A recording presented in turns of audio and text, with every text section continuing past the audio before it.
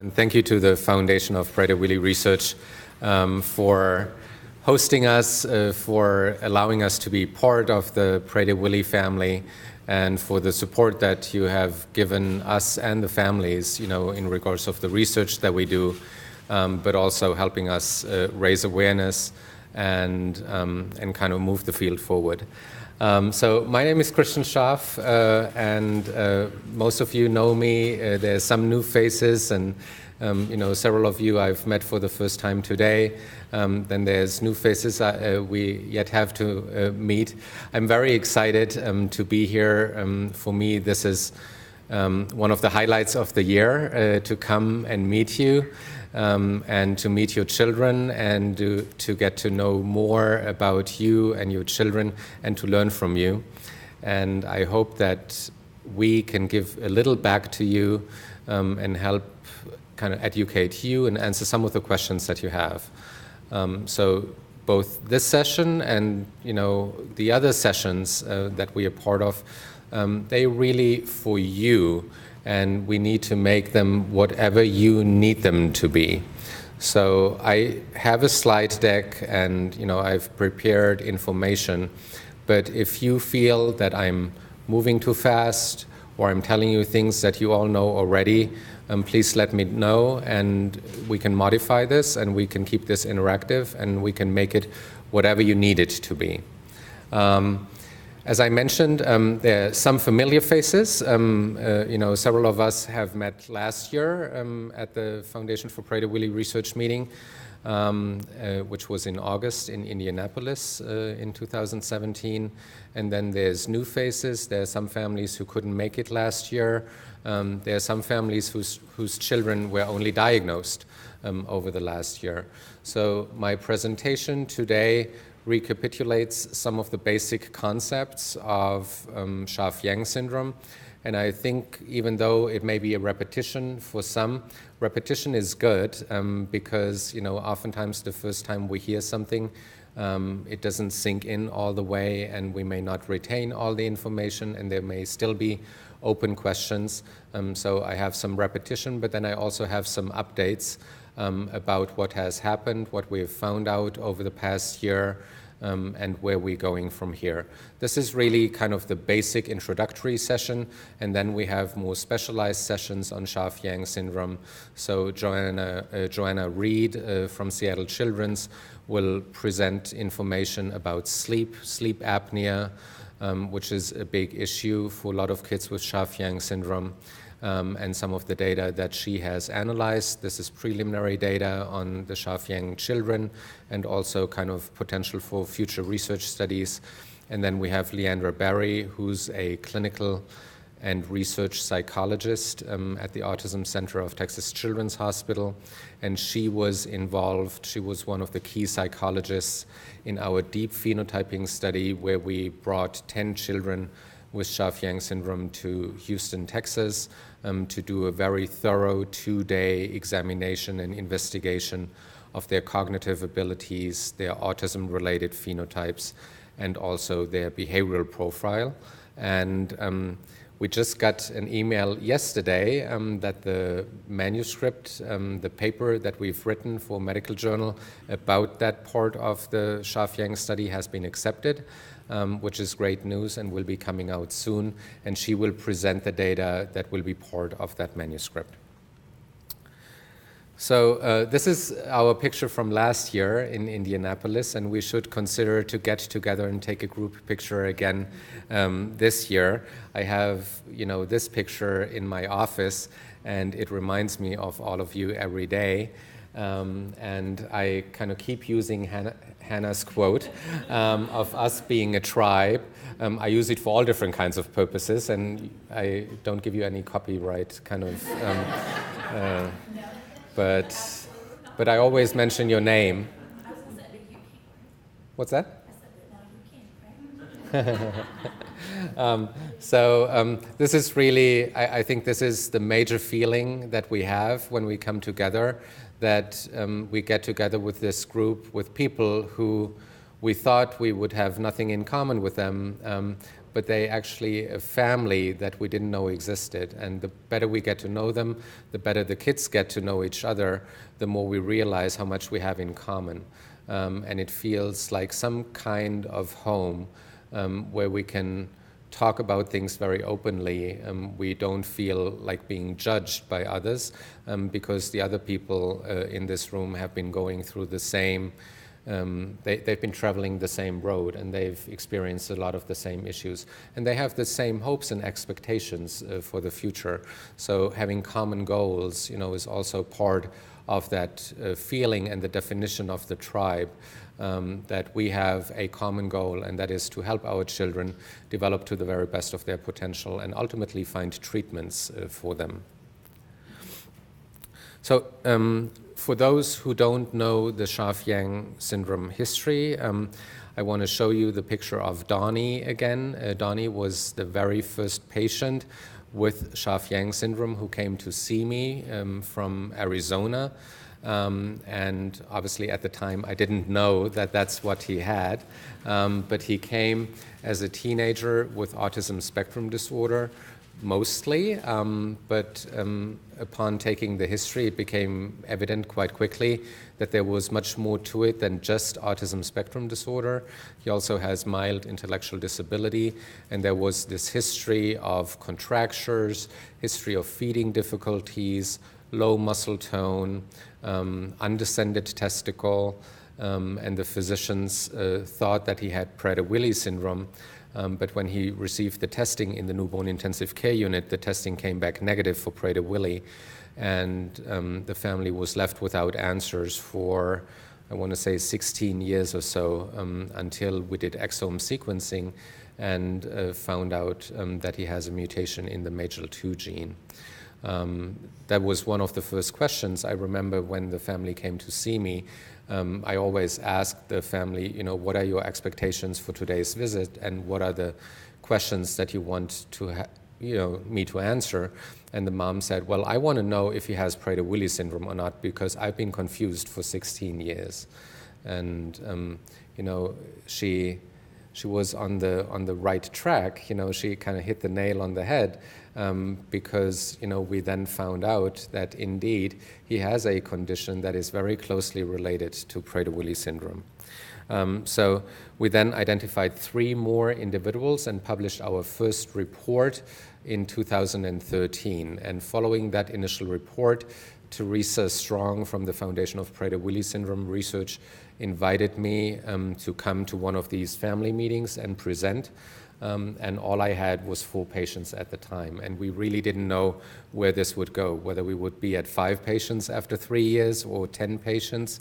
And as of today, I mentioned this before, it depends on how we count, but we have 120 very definitive cases of Schaaf-Yang syndrome, kind of following the strictest kind of definition that we use. And then there's, many more patients in our database who have other types of mutations in the MAGEL2 gene, and they have, symptoms that are very much related to Schaaf-Yang syndrome. But those are individuals that we're still studying to find out whether we feel, 100% certain that that's what they have. So initially we called it Prader-Willi-like syndrome, and we got a lot of criticism about that at the time because people felt, well, you can't call it that because the key manifestation of Prader-Willi syndrome is the overeating, the hyperphagia, which then leads to obesity. And these patients typically do not have obesity, so other physicians in the field felt that we can't call it Prader-Willi syndrome. And so we, for a while, called it MAGEL2 related disorder, and then the institution that names genetic syndromes, which is OMIM, that comes out of Johns Hopkins University in Baltimore, they decided to just name it Schaaf-Yang syndrome after the first and the last author of that initial report. So that's the policy that they often have. They take the initial report, the first time a new disease gene is discovered, and they take the first author and the last author of that paper, and that's what it's called. So Yaping Yang is a molecular geneticist, and she says hi to all of you. We have worked together for many years, At some point she wants to come along and get to meet you, but I always provide her with updates. But she's more kind of like a diagnostic molecular geneticist. She doesn't really have patient contact, so she's not quite as familiar with the things that are most important to you, but she's certainly been critical in identifying the first set of patients. And then last year we had the first Schaaf-Yang Syndrome family meeting, which I think was a major milestone because it was the first time we actually physically got together and got to know each other. And I hope there'll be many more such occasions over the next years and decades. Okay. Here I have a section, Genetics 101, and actually it's like Genetics 201 or 301, because the genetics of MAGEL2 are quite complicated. So these are repetitions of last year, but because it's so complicated, I think it doesn't hurt for anyone to go over this again. Okay, so here we go. In our body, we have, many, many, many cells, and most of the cells have a nucleus. And in the nucleus, we carry the genetic information, and the genetic information is packed onto chromosomes. And the chromosomes typically come in pairs, of which we get one copy from mom and one copy from dad. And so for most of the genes in our body, we have two copies. One comes from mom, one comes from dad. And so on the chromosomes, if you think of your genome as a library, the chromosomes would be the shelves in the library, and then on the shelves you have the books, and you could say, well, the books, those are the genes. And so each book has a certain set of information, and that's true for the genes as well. Most of the genes, they have like one piece of information that is necessary to be encoded or to encode, to translate into a protein. And then so from the genetic information, proteins are made, and then the proteins fulfill the function in the cells and within the body. And Sean McDade, who is the father of a child with Schaaf-Yang syndrome, he did these beautiful illustrations for us. Okay, so the MAGEL2 gene, which is the critical gene for Schaaf-Yang syndrome, is on chromosome 15. And it is in a region that is known to be the critical region for Prader-Willi syndrome. In Prader-Willi syndrome, in most of the cases of Prader-Willi syndrome at least, there's a chunk of chromosome material that's missing. It's just like on the shelf, that represents chromosome 15 in your library. There's a set of books that's taken out of the shelf and that's missing. And what's important is that the missing information is on the chromosome 15 that comes from the dad. Because there's something special and kind of unique about this region on chromosome 15, and that is that only the information that's on dad's chromosome, the chromosome that came from dad, is the part that is active and that is used by the body. That's the part that's translated into proteins, etc. The equivalent section on chromosome 15 that comes from mom is silenced. We call it imprinted. So it's almost like there's this shelf that we got from mom, but there's a certain section on the shelf that has a door in front of it, and it's locked, and we can't go there and use it.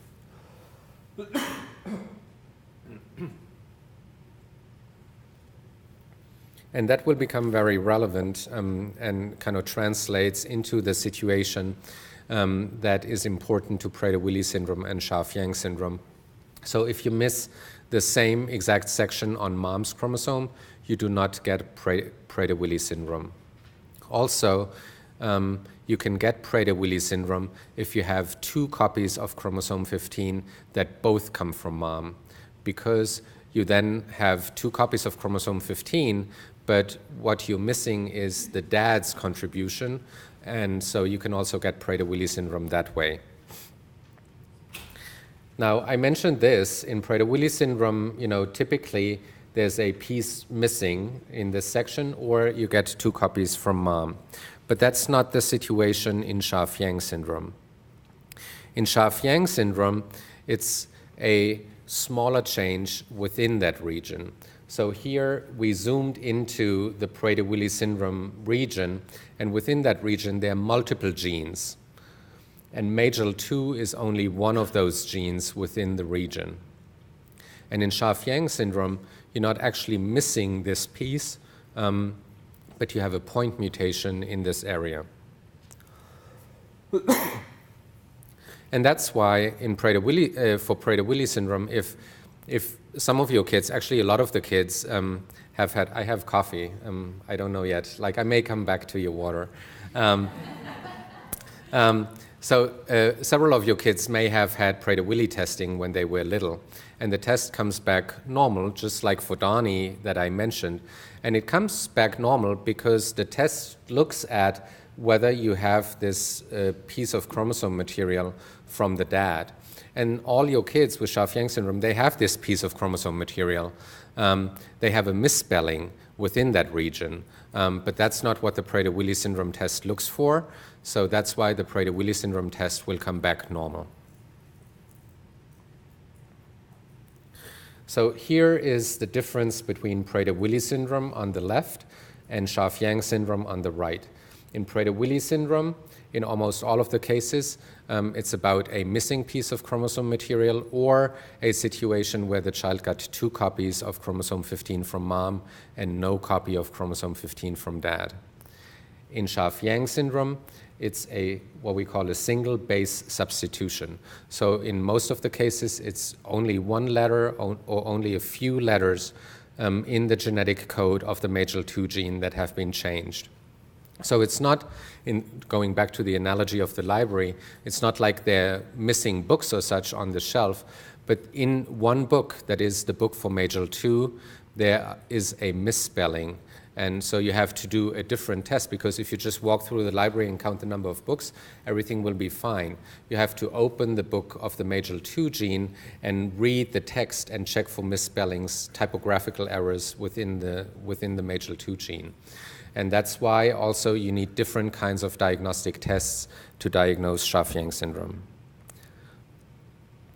So you need sequencing tests, like a chromosome test or chromosome microarray test, or Prader-Willi syndrome methylation test will not find this. You need to spell out the genetic code. And that can either be done by single gene sequencing for MAGEL2. So we have a few patients now who've been diagnosed that way, where the physician in the newborn intensive care unit recognized the condition and said, well, this looks like Schaaf-Yang syndrome, let's do the testing just for that gene, so it can be diagnosed that way, or whole exome sequencing. And the vast majority of your children have been diagnosed by whole exome sequencing because the physicians felt there's something, but we don't know what exactly it is. And oftentimes we just feel like we're not smart enough to say it's this or that, so we just do the big test and sequence like several thousands of genes at the same time, and they will still find the mutation that way.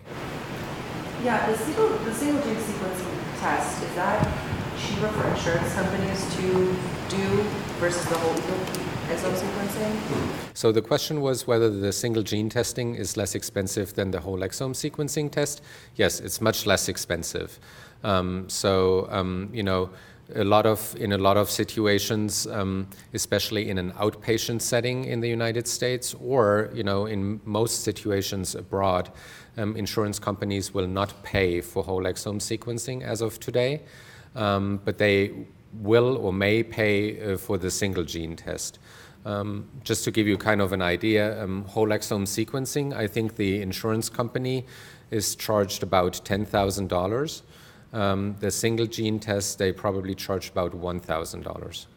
So yeah, it's a significant difference. Kim? You said that there's been a couple that were diagnosed in the NICU right after birth. How many, knew right away? Mm-hmm. It's in the single digits for sure. Yes. Most of the cases that have been diagnosed by direct sequencing of the MAGEL2 gene were in Houston, not just by me, but also colleagues of mine, because my wife always says I talk too much, so I guess I've also talked sufficiently about Schaaf-Yang syndrome to my colleagues over the last 5 years. And I've infiltrated, this group with the idea that this exists and that they should be looking for it. So I have several colleagues who have diagnosed kids kind of directly, not just in the NICU, but also in the genetics clinic, kind of older kids who came and gave the history, and the physician felt, oh, this sounds very much like Schaaf-Yang syndrome. Yeah. And the only reason why I bring that up is obviously raising awareness in our institutions that we go to from a medical standpoint. If, people pass a paper along saying, our Yes. daughter has this, she attends this institution. Absolutely. We would like your team to be aware of that Right. as a parent that has the child. So Kim brings up a very good point. Raising awareness is really important when it comes to us identifying more patients with Schaaf-Yang syndrome, which is not only good for us and the group, but is also good, obviously, for the families primarily who may be seeking for answers, for their children. Some of them have been seeking answers for years and years.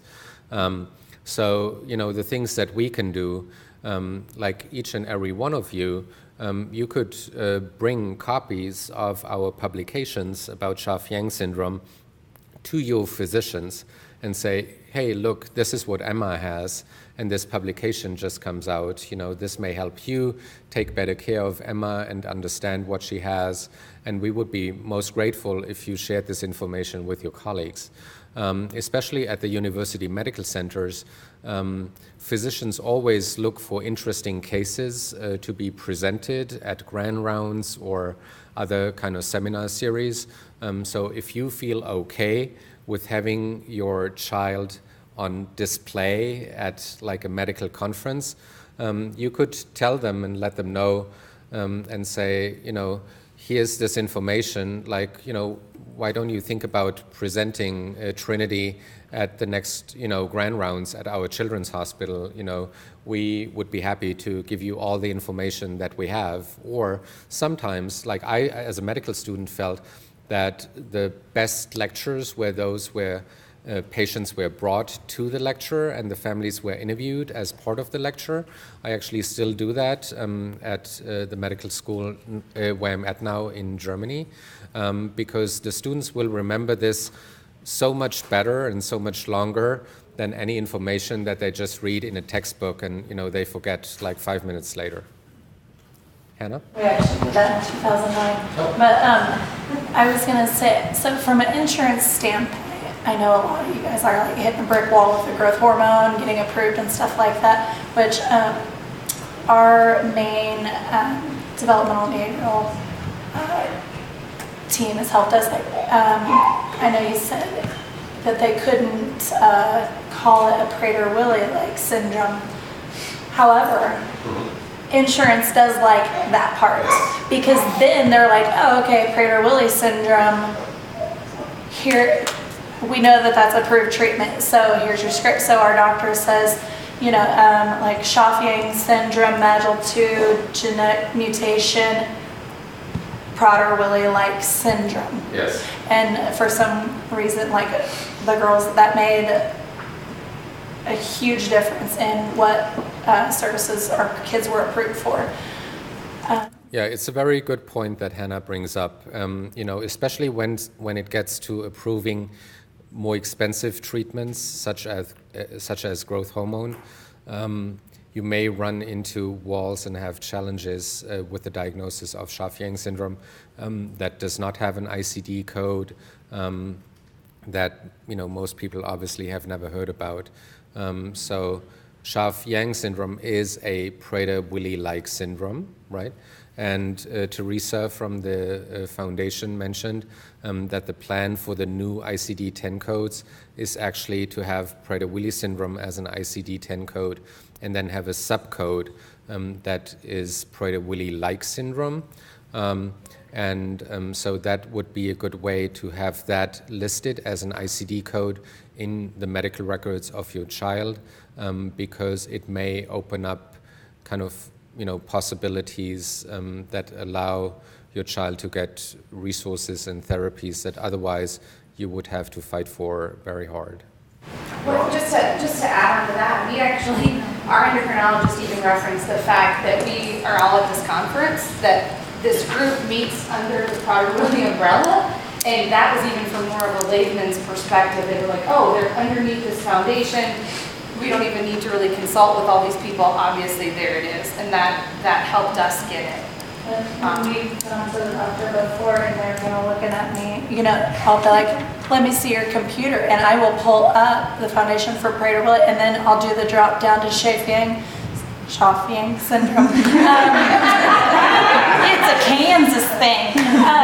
And then so I'll pull that up, and then, you know, the clinician, you know, usually knows a little more about the Prader-Willi, so they're like, okay, and it gives them just a good baseline to kind of, for baseline treatment, I guess. Yeah, I mean, it's a reference kind of to go Yeah. back to, yeah. And I've given it to the doctors. I'm like, okay, so here you go. Here's where you can, you know, and then they've gone in and they've watched your video, and that's given them more information. So they're like, oh.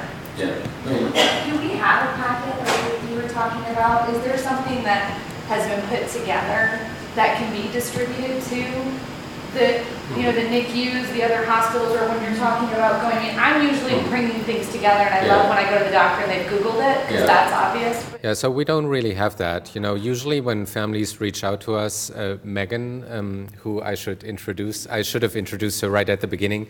So Megan Reach, my research coordinator at Baylor, is here with us today. You know, she is your best resource. And she's my US American outpost at this time. So, you know, she puts together some information and some links. You know, we also have some information on our lab's website. But this is actually something that you as a group of families could do as you talk about outreach and activities, like things that could be achieved, you know, to create a flyer or a package of information that is an introduction to Schaaf-Yang syndrome and kind of summarizes, you know, some of the main points using the, you know, some of the graphics that Sean created and a little write-up. We have like a one-page summary that we created at the time. Susan just actually came up with one. Oh. So, and I know you're probably going to keep talking on from a genetic standpoint, and I think at 4 we can also talk more about all this, as we know all these great questions. But yeah, she has a sheet that she made. Okay, perfect. And I can see it. We'll talk about that. Okay, excellent. But this is actually, I mean, it's a good idea. I know, like, you know, you'll have an extra session about like what you as a group of families will do and what you can do. But for example, you know, at some places, there are initiatives, for example, for newborn babies with Down syndrome, where the local Down syndrome foundation has a welcome package for those families. And that's not just information, but that usually has like a teddy bear or something like that comes with it. And it's really kind of like a nice, warm welcome into that community. So, you know, I guess that's also something that could be thought about. Okay, so after the mutation has been found in the MAGEL2 gene, if you want to be 100% sure that it is the cause of your child's syndrome, to get the ultimate proof, you would also need to show that the mutation is on the father's copy of chromosome 15, so the copy that was inherited from the dad. And there's a special test that can be done to prove that. That test, as far as I know, right now is only offered by one lab, and that's at Baylor College of Medicine in Houston. Now, you know, in many cases for your children, you know, the testing with the whole exome sequencing test included something where it shows whether it comes from dad or from mom. So if you know that, and you know, in some families that's the case, that dad carries the MAGEL2 mutation, then you don't actually have to do this additional test because you know that it has to come from dad. In other situations, the mutation, you know, will be shown as part of the initial exome sequencing if it was done as a trio exome test, where the mom and the dad were also sequenced.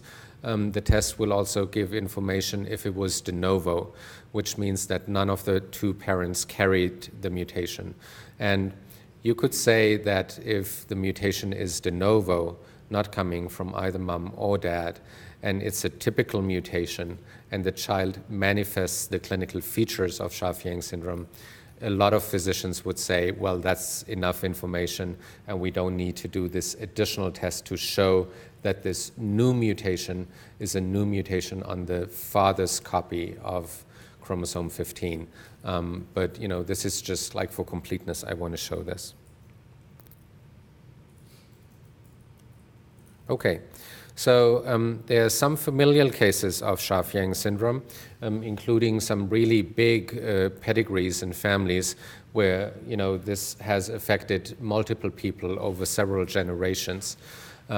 What you see in these pedigrees is, and I should use the laser pointer so I stay close to the microphone for the recording, you see that there are people who carry the mutation, they marked with those dots here, but they are unaffected. They do not have Schaaf-Yang syndrome. And that is because they have the mutation on their maternal chromosome 15. So they have the mutation on the chromosome 15 that they got from their mom. And because that's the MAGEL2 gene that's not used, that's imprinted and locked away, they don't manifest the features. But then you see these are men who carry this mutation, and once they pass it on to their children, and it doesn't matter whether those children are girls or boys, has nothing to do with the sex of the affected individual. All that matters is, from which parent do you get it. So these men carry the mutation, and they have a 50% chance of passing it on to their children. So they can have multiple affected children. Which means that if you have a child with Schaaf-Yang syndrome and you as a father or your husband, if you were the mother, has not been tested whether he carries the MAGEL2 mutation, it would be good to have him tested because that will change the whole situation. And I'll get into the chance of recurrence in one of the subsequent slides. So, we have these situations. Either the mutation is de novo, neither mom or dad carry the mutation. That's the majority of cases. Or it is inherited through dad, where dad carries the mutation, and he has a 50% chance of passing it on to his children. But then we also have this situation, and this seems surprising. So this is a situation where both mom and dad were tested and they were found not to have the mutation, but they still have two affected individuals, so two affected children. And this situation is known not only for Schaaf-Yang syndrome, but for multiple genetic disorders. This mechanism is called a germline mosaicism. So it means that when we test the dad, and usually we test on blood, we get a blood sample from him, we test if he carries the mutation in his white blood cells, and we don't find it. So how could he still have two affected individuals? Most likely, that's what we think, the mutation happened at some point in his sperm. So in some of the premature forms of the sperm, as the sperm are made. If at one of those premature forms the mutation occurred, then still all the subsequent sperm that originate from that original cell will have the mutation. So it's like, we call it a mosaicism. It's like a mosaic in the testicle. There's like most pieces, like most parts of the testicle or most sperm do not have the mutation, but there could be a subset with hundreds or thousands of sperm that have the mutation. Are there any reported cases of Schaaf-Yang syndrome? Yes. Yes. So it is rare, and we think, I don't know, Megan, do we have two families with that kind of setup? Yeah, I think we have two families total right now. And generally in genetics, once both parents have been tested, and have tested negative, then we quote a recurrence risk of less than 2%. So in medicine, we never say 0, right? Nothing is black or white in medicine, and we always, try to be a little vague, because that is nature, right? Nature is not always predictable. And so we know just empirically, based on studying not just Schaaf-Yang syndrome, but many genetic conditions, that when a disorder is inherited the way that Schaaf-Yang syndrome is inherited, and both parents test negative, that the chances of having more than one affected child, so after the first affected child, to have, like in a subsequent pregnancy, another affected child, is small, but it's not 0. So we typically say less than 2%. And it can't really be tested for. Theoretically, you could test a sperm sample and do single-cell testing for the mutation, but that's not clinically offered. And even then, after you have tested the sperm, you can't use them for in vitro fertilization. So the ones that you've tested would be gone, right? But in a situation like this, and I would say that's about like a quarter of all families, where dad is found to carry the MAGEL2 mutation, then we know that for every pregnancy, there's a 50% chance, because he, the dad, has 2 copies, one from mom, one from dad. And when he passes them on, it's a 50-50 chance which one goes into the sperm. But whenever he passes on the mutation, the child will be affected with Schaaf-Yang syndrome. So, this is something that can be tested for, and this is also something that, could be tested for prenatally or even as part of a pre-implantation genetic diagnosis through in vitro fertilization. Okay. So like I mentioned, the numbers keep changing. When I put this slide together, we had 115 definitive cases of Schaaf-Yang syndrome to date. And you see that, so this is the MAGEL2 gene, and we plotted, and again, Sean McDade helped kind of visualize this. So we plotted the mutations along the MAGEL2 gene, and the size of the circle corresponds to the number of cases. And you see that the majority of cases, like more than half of all cases, cluster in this middle region of the MAGEL2 gene. There's one particular area where a lot of mutations occur. You see we have 61 cases, so more than half of all cases have the same exact mutation. It's a so-called mutational hotspot, and it has to do with the sequence at that site because it's repetitive with multiple Cs, C, C, C, C, C, C, C. And so when the genetic code is read and transcribed, the machinery that reads the genetic code gets confused. It's almost like I got confused because I didn't notice whether I put 7 or 8 Cs there. So, if you ask me to transcribe that kind of thing, I may kind of drop a C or add a C and not notice that. And so the majority of Schaaf-Yang patients have an extra C in that kind of train of Cs that occurs there. There's also some patients who lack one C, and that has a quite traumatic consequence. There are 5 patients that have been reported to date. That's the most severe form of Schaaf-Yang syndrome. Those are individuals who have extremely low muscle tone. They have very bad contractures and stiff joints to the point that their well-being is so compromised that they often die prenatally or shortly postnatally. And I'm not aware of a living individual kind of past the first year of life with this type of mutation. So let's talk about the clinical features of Schaaf-Yang syndrome, and I'll try to be brief because this is something that I think most of you are familiar with. This is something that we have in our publications, and I should highlight that there is a publication coming out on Monday, which is the work of John McCarthy, my former research coordinator, who spent the summer with me in Cologne and polled the whole group to get more clinical information. And so this has been written up and accepted and will be published on Monday, summarizing the clinical findings of 78 patients with Schaaf-Yang syndrome. And I want to thank everyone in this room who contributed to that study. Okay, so it starts really before birth, during pregnancy. The babies have decreased fetal movements, and because of the decreased movements and because they may not swallow as much of the amniotic fluid, they may have swallowing difficulties even in utero.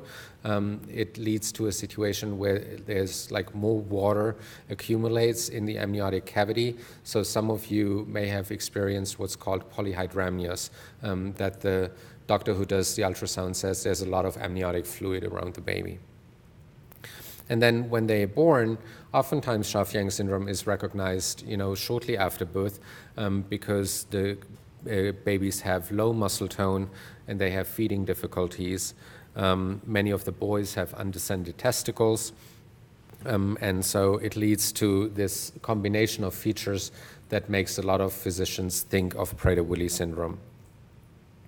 I should also add that a good number of children, and we'll have that in the publication that comes out on Monday, a lot of the kids have breathing difficulties and they may not be able to breathe sufficiently by themselves. They may need supplemental oxygen. Some of them need to be intubated. Some of the kids have been intubated for several months to the point that they need tracheostomy in order to go home.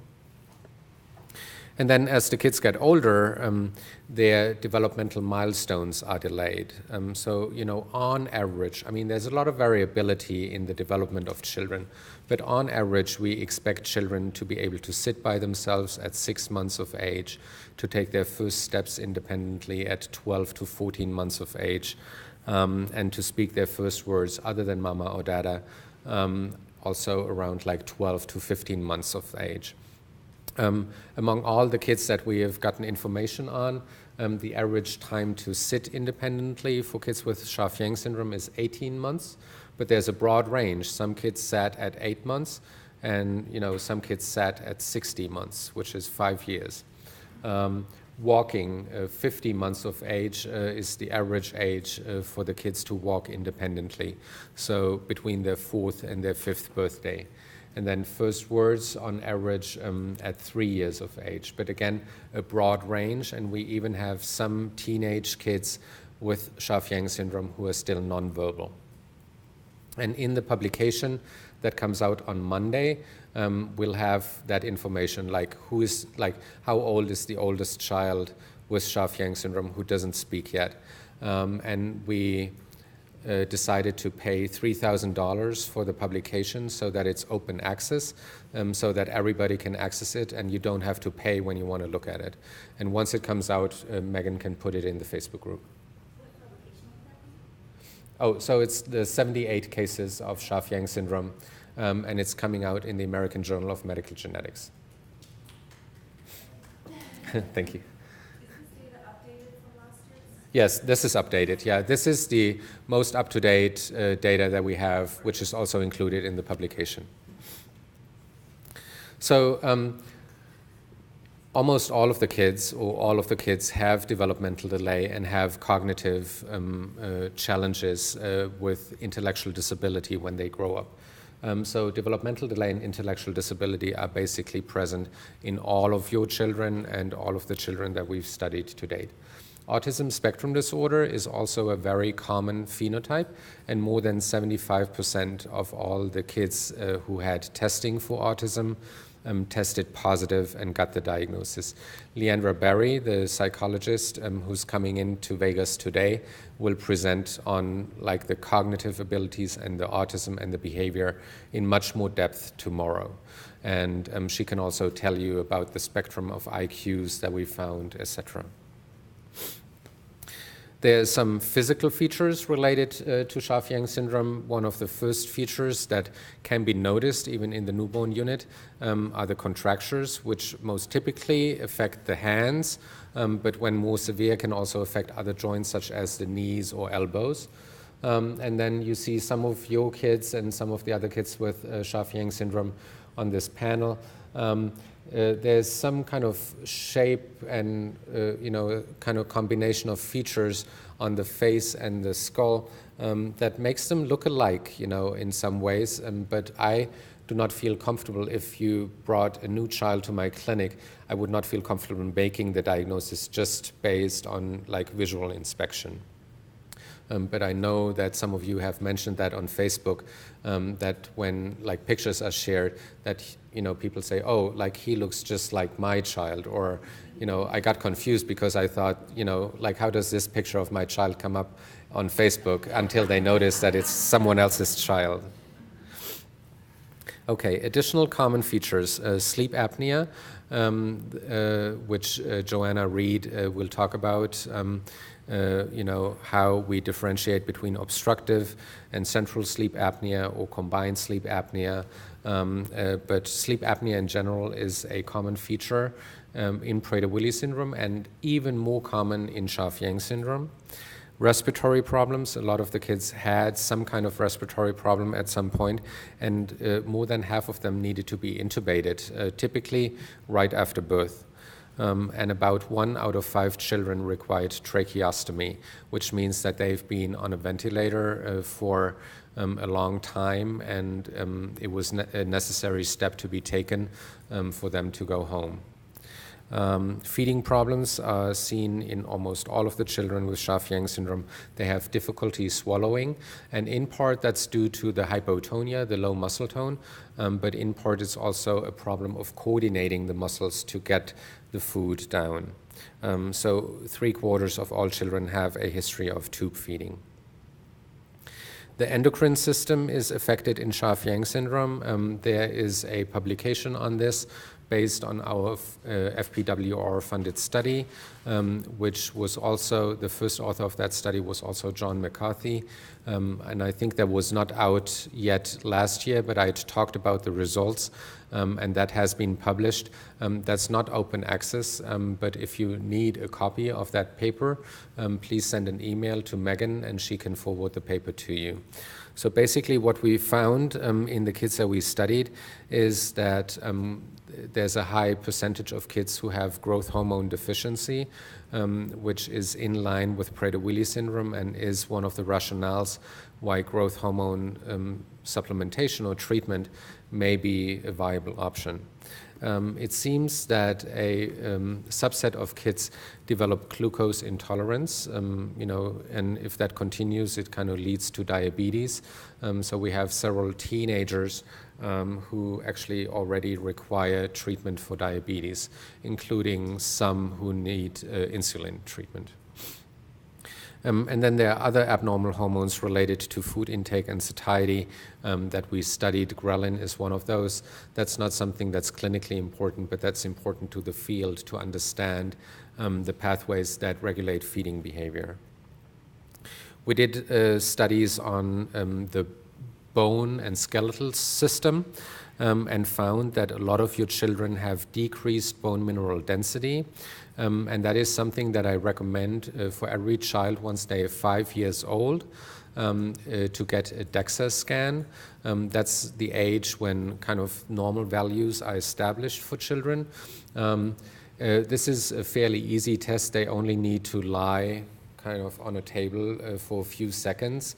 And it's like an x-ray that's taken, and if they don't lie still, you can hold them down so that they just take the x-ray of the hips and the spine, but it determines the bone mineral density. And so some of these kids have values of bone mineral density that are well in the range of what you would consider osteoporosis. And so, when they walk, and because some of them are not quite as steady, when they walk and they have low bone mineral density, they are at an increased risk of fracturing bones. So this is something that you may want to know about. And if there is low bone mineral density, there are some things at least you can do, optimizing their calcium intake, their vitamin D intake, and there may also be treatments specifically for osteoporosis coming up for Schaaf-Yang syndrome and Prader-Willi syndrome. There's a whole group that studies the bone system as it relates to the MAGEL2 gene. And there's some nice new data that suggests that there may be treatments available at some point. Say again? It's a DEXA scan or bone mineral density scan. It's like what a lot of women do when they, after menopause, they do that at some point. Growth hormone affect that, is that right? Can affect bone mineral density?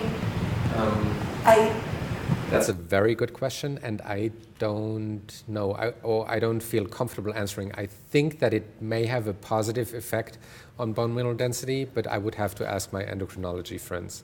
And so I remember endocrine saying, it's been a while since we followed up, I can't remember which way they said, but I know that we do the bone mineral density test every year. Bone mineral density also gets better the more mobile the kids are. So the more weight-bearing exercise you do, the more they walk, just through kind of the impact on the bones when you walk, you increase your bone mineral density. Being mobile is a good thing in that regard.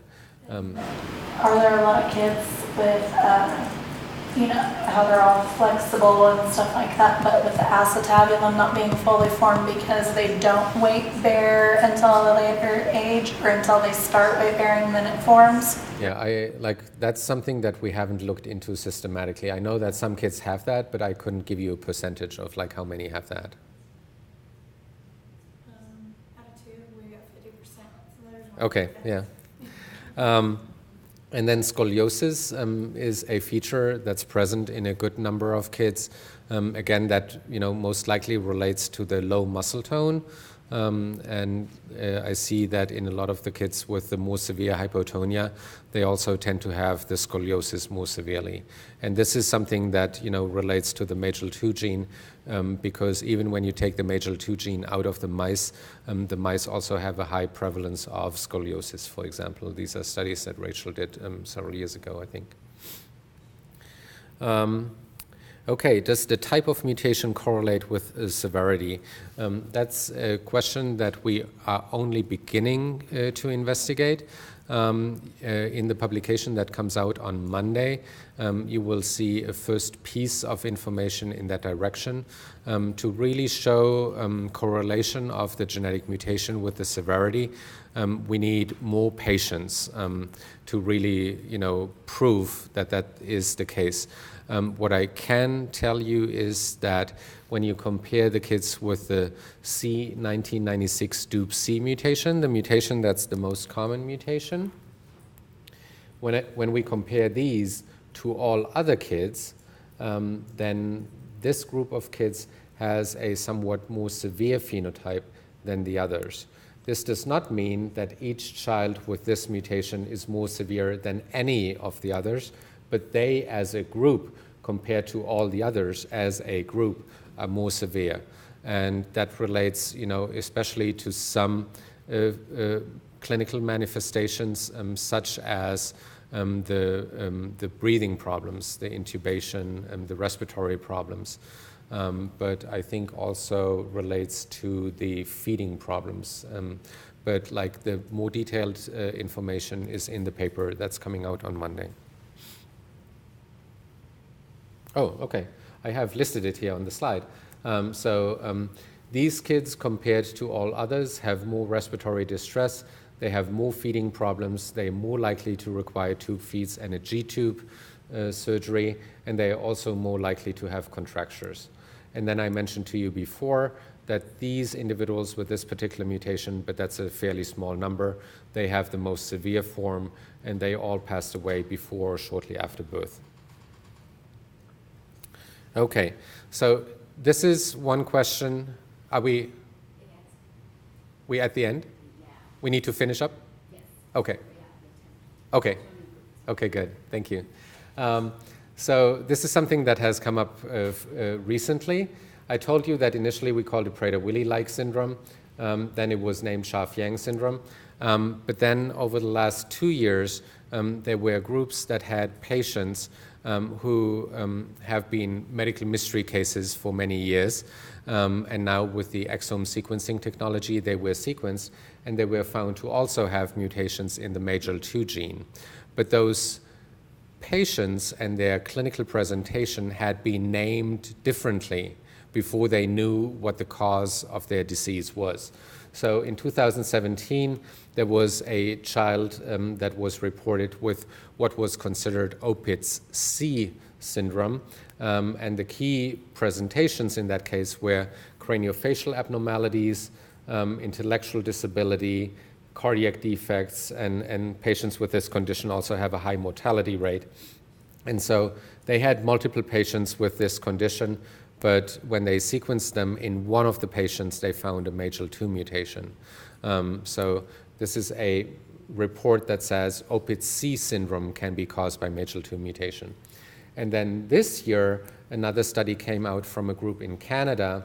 They had collected patients with arthrogryposis, which means the contractures, intellectual disability, and hypopituitarism. So it's like a decreased function throughout all the functions of the pituitary gland, which results in multiple hormonal and endocrine abnormalities in the affected individual, including growth hormone deficiency. So this is a group of geneticists and endocrinologists who had collected a group of patients with those manifestations, and now they sequenced them, and they found 3 patients with MAGEL2 mutations. So I'm mentioning this because it may be confusing to you, and it's confusing to all of us. It kind of gets back to the question of like, what do you call it, right? Do you call it Schaaf-Yang syndrome? Do you call it Chittayat-Hall syndrome? Do you call it OPIT-C syndrome? Are these different disorders? Are those all the same disorder but just named differently? Realistically, it doesn't matter, right? I mean, I believe that they all manifestations of the same condition. They all caused by the same type of mutation in the same gene, which is the MAGEL2 gene. And we know from our kids that some of them are milder in regards of their cognitive deficits, others are more severe. Some kids have an autism diagnosis, others don't. Some kids have very mild contractures, others have very severe contractures. Some kids have needed a tracheostomy, others haven't. So there is variability, significant variability within this group. And I think this is just a reflection of the overall variability. It doesn't matter what you call it. I think as long as these families get an answer and get help and get the treatment that's needed, and some of them even also find their way to us. There was a mother, I think, who posted a comment in Facebook this week, and she said our child was initially considered OPIT-C syndrome. She may be the mother of this child, but now we know it's Schaaf-Yang syndrome. I think that's all that matters, that they find the community that's the right community for them. Okay, so we need to wrap up. So these are the new studies that are coming out in the next couple of weeks and months, and things that we're working on, and we will get together again. We have more time to interact. If you have any questions, you can always email us. We're always there for you, and I look forward to our interactions and the talks of Joanna Reed and Leandra Barry over the next 2 days. Okay? Thank you.